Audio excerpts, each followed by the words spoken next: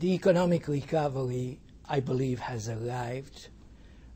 It is a global recovery. It is a recovery that first materialized in Asia, pulled along to a considerable extent by China, but also the domestic stimulus policies that were practiced throughout Asia. In a relatively autonomous way, Europe and the United States are also recovering, again, heavily supported by stimulus measures. I'm not just referring to the fiscal stimulus. I am, of course, referring to the financial rescue packages and to the very important steps taken by central banks to provide liquidity and to lower policy interest rates. These measures had the effect of breaking the panic that caused the collapse of economic activity at the turn of the year, and to reestablish reasonably orderly credit conditions. And now we're seeing a rapid pickup in economic activity, which essentially looks like it's going to be the mirror image of the decline that we had.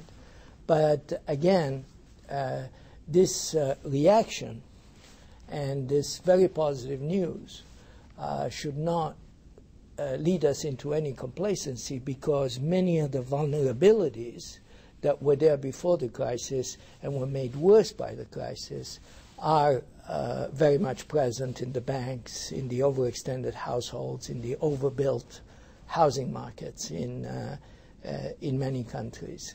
And so we have a recovery. It may very well be, in the short term, a relatively rapid recovery, but whether it will be sustained well into 2010 remains an open question and depends critically on the policies that are pursued. The biggest error that policymakers could make is to withdraw these stimulus measures too early. This was a mistake, a very bad mistake, that was made before, actually back in 1936, and that caused the second leg of the Great Depression, and is a genuine risk today, not because policymakers are stupid, but because of the various political pressures coming from many angles to withdraw these policies, stop helping the banks, and stop spending all this valuable public money.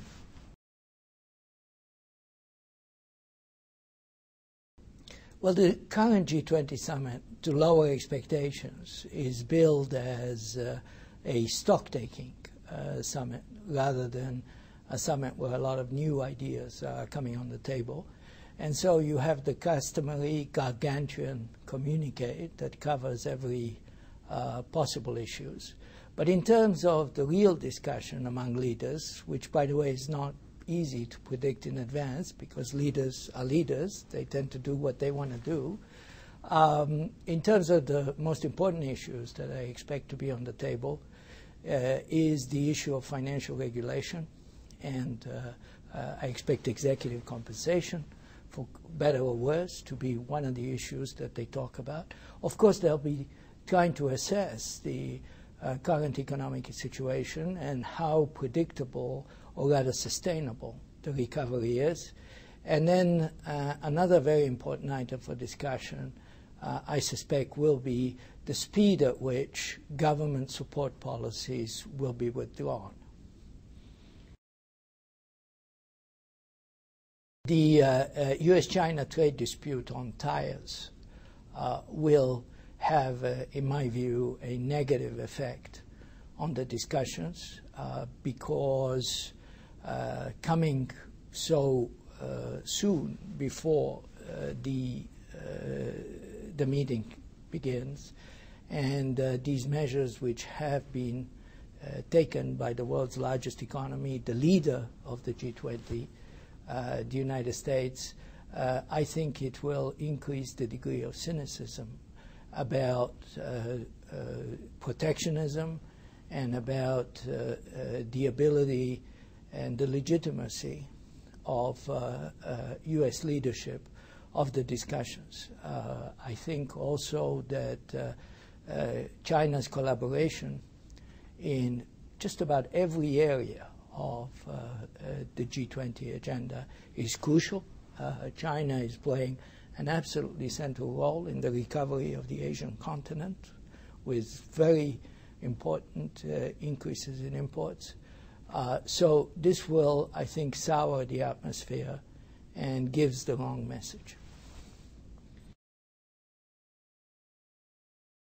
The G20 meeting and the confirmation of this process that we have seen since the first meeting of leaders back in November represents a shift away from the G8 process, at least on economic issues. And that shift is inevitable because the G8 is simply not representative of the economic weight of the world's big players today.